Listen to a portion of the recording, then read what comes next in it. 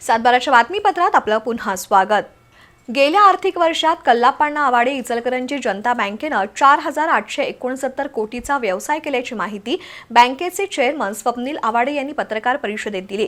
त्यामध्ये 2,975 कोटींच्या ठेवी, 1,894 कोटीच्या कर्जाचा समावेश आहे। बँकेचं भाग भांडवल 81 कोटी झालं असून आर्थिक तरतुदीपूर्वीचा नफा 50 कोटी 25 लाख रुपये झालाय। शिवाय बँकेचं निव्वळ एनपीएचं प्रमाण 1.91% असल्याचं स्वप्नील आवाडे यांनी सांगितलं।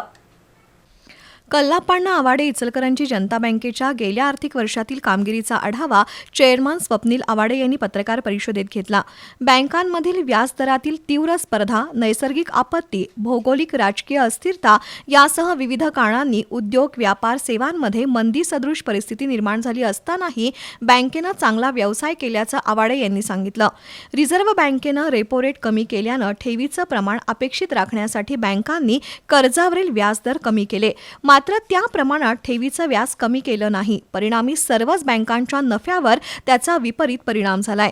आवाडे जनता बँकेनं स्पेशल बॉन्ड योजनेतून 38 कोटी रुपयांच्या ठेवी जमा केल्या आहेत। इंटरनेट बँकिंग सुविधा सुरू केली आहे। कर्नाटकातील चिक्कोडीत शाखा सुरू केली असून रिझर्व्ह बँकेनं गुजरात राज्यात बँकेच्या कार्यविस्ताराला परवानगी दिल्याचं चेअरमन स्वप्नील आवाडे यांनी नमूद केलं।